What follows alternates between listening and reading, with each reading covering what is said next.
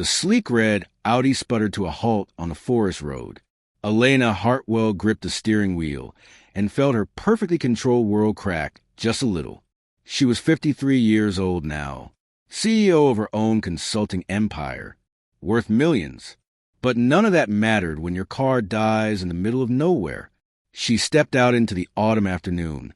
The golden light filtering through the trees reminded her of something, or someone, from a lifetime ago. She pulled out her phone. No signal. Of course. Elena laughed bitterly. 20 years of building an empire, and she couldn't call for help. She popped the hood and stared at the engine like it might explain itself. It didn't.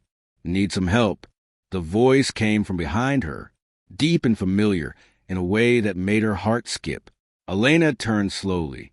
The man walking toward her was in his mid-50s, wearing a simple brown work shirt, dark hair touched with gray at the temples, strong hands that looked like they knew real work. And those eyes, God, those eyes. Daniel, the name escaped her lips before she could stop it. He froze mid-step, recognition dawning across his face like sunrise. Ellie, nobody had called her that in 30 years. They stood there in the golden light.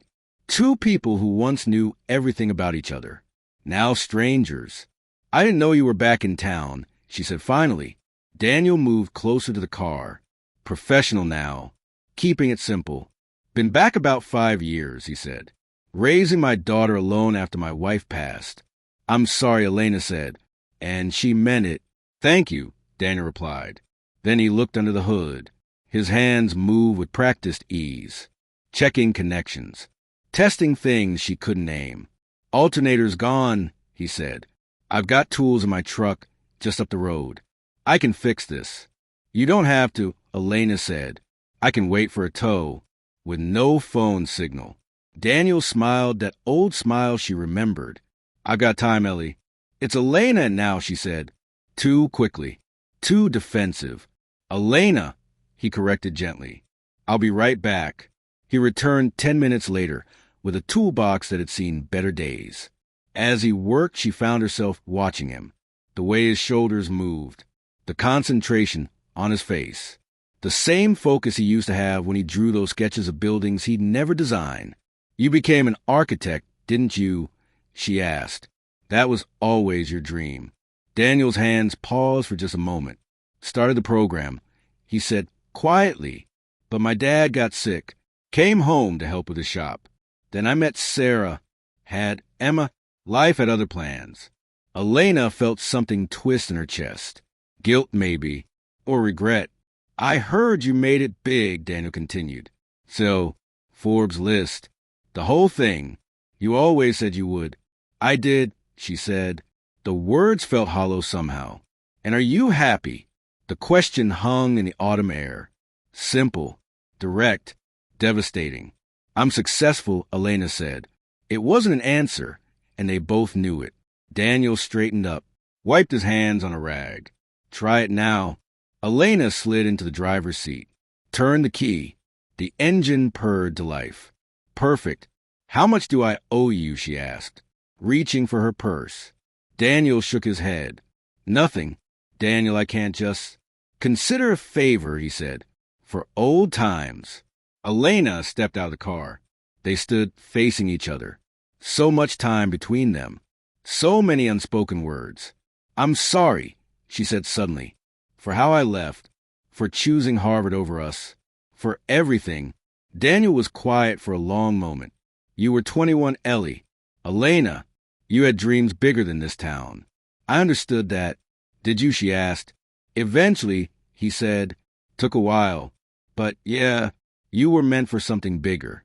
And you? Elena asked. You were meant to design buildings. Create beauty. What happened to that dream? Daniel looked up at the golden canopy above them. I learned something, he said. Dreams change. Or maybe we do. I've got a daughter who makes me proud every day. I fix things for people who need help. I sleep well at night. That's enough. Elena felt tears threatening. When was the last time she slept well? When was the last time anything felt like enough? I have a boardroom full of people who depend on me, she said. A company worth $40 million. And I can't remember the last time I was truly happy. The confession surprised them both. Daniel reached out, squeezed her hand briefly. The touch sent electricity through her, just like it had 32 years ago. Then maybe it's time to ask yourself what success really means, he said. They exchanged numbers before she left, just in case the car acted up again.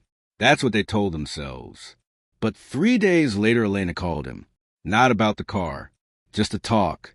They met for coffee, then dinner, then walks through those same autumn woods. Two old souls finding their way back to something they'd lost. Elena started coming back to town more often. Her assistant couldn't understand it. Neither could her board. But Elena was learning that success measured in dollars meant nothing if you measured your life in regrets. Learning that the boy she left behind had become a man of quiet strength and dignity. Learning that it's never too late to choose differently. 6 months later, Elena made a decision. She promoted her deputy to CEO, stepped back from the daily grind, started a foundation to help single parents, and moved back to the town she'd fled 3 decades ago. People called her crazy, said she was throwing away everything she'd built. But standing in Daniel's workshop, watching him teach his daughter carpentry, Elena finally understood. She hadn't thrown anything away. She'd finally found what she'd been looking for all along. Home, not the place, but the person. The one she should have chosen 30 years ago. The one she was choosing now. Better late than never. Some journeys take us far away, only to bring us back to where we started. Older perhaps, wiser hopefully, but finally ready to recognize what matters most. Not the empire we build, but the hands we hold while building it. Not the heights we climb, but who's waiting when we come back down to earth. And sometimes, the greatest success is admitting we got it wrong the first time and having the courage to make it right. Did this story touch your heart? Please like and share it with someone who needs to hear that it's never too late to choose love and authenticity over empty success. Subscribe for more stories about second chances and the wisdom that comes with age. Comment below and tell us about a time you chose differently than you once did. Retry Claude can make mistakes. Please double-check responses.